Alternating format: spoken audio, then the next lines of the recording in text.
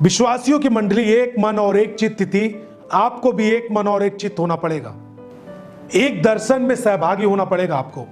उससे अलग होकर के आप कुछ नहीं कर सकते हैं। हालेलुया। ये मेरी आपसे सलाह है, क्योंकि आप इस चर्च के देह के अंग हैं। आप सोचिए कि क्या आपने क्या किया है।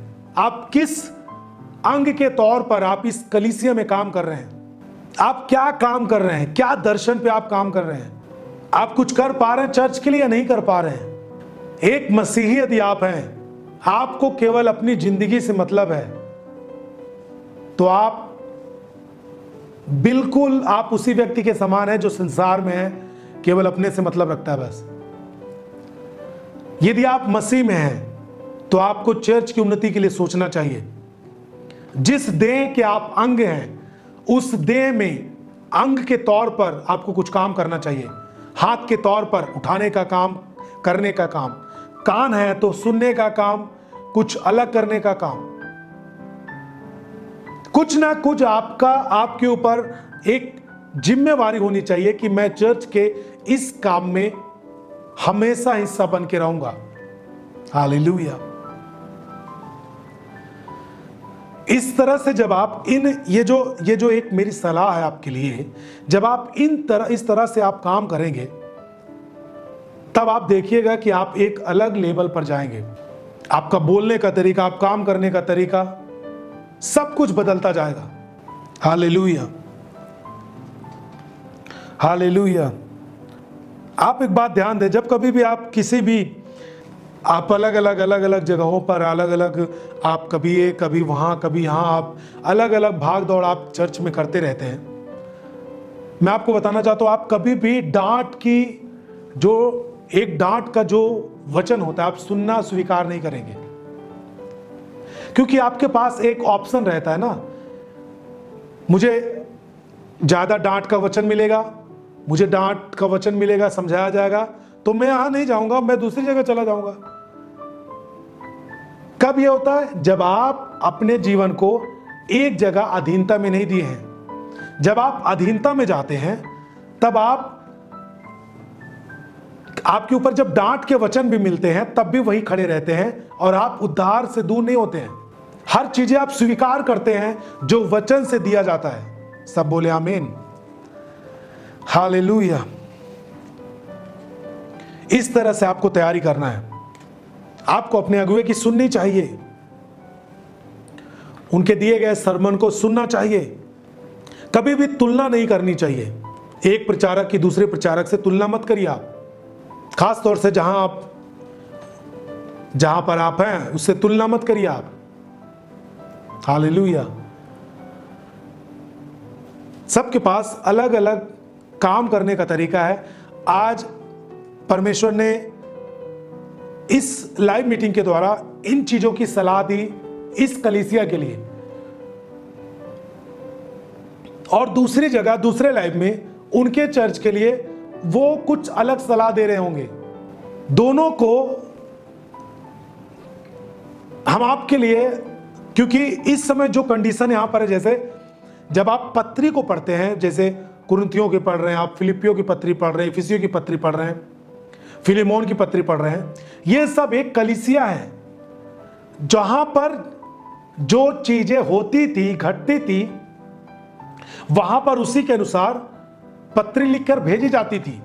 जहां पर व्यभिचार को बढ़ावा दिया जाता था, लोगों में दिखता था कि ये गलत काम कर रहे हैं, तो वहां पर पत्री लिखकर भेजी जाती थी, चिट्ठी लिखकर भेजी जाती थी कि पढ़कर कलीसिया को सुनाई जाए।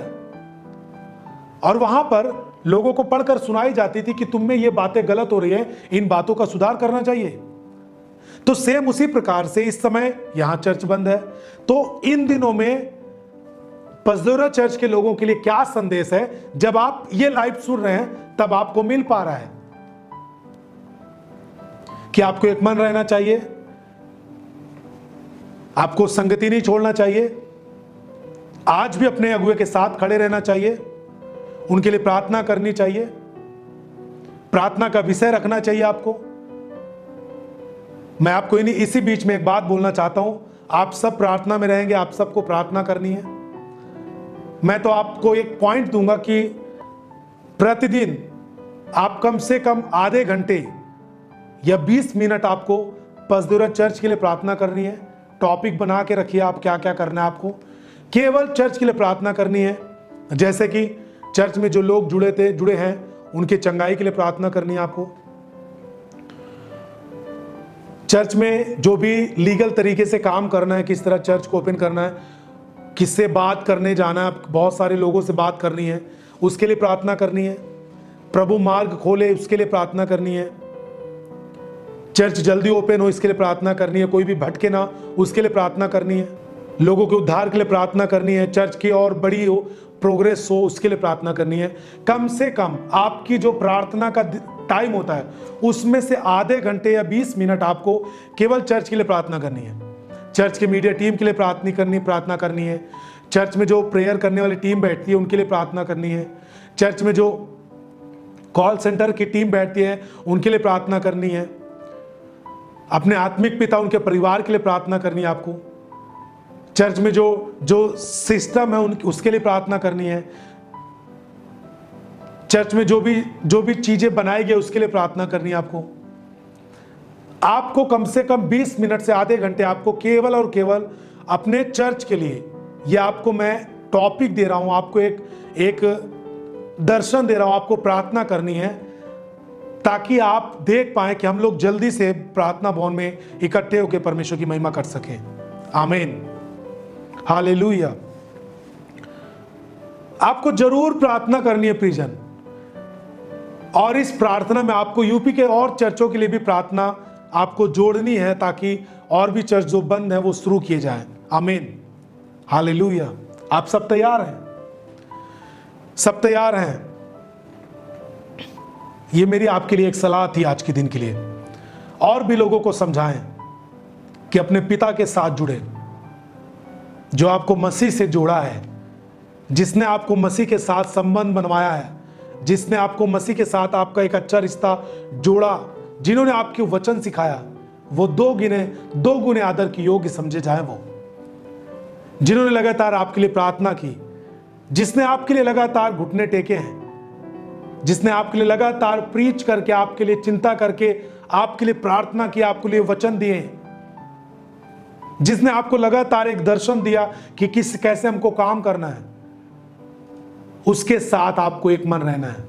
आपको उसे छोड़ने का टाइम नहीं है, उसके साथ और अधिक अपने विश्वास योग्यता को दिखाने का टाइम है।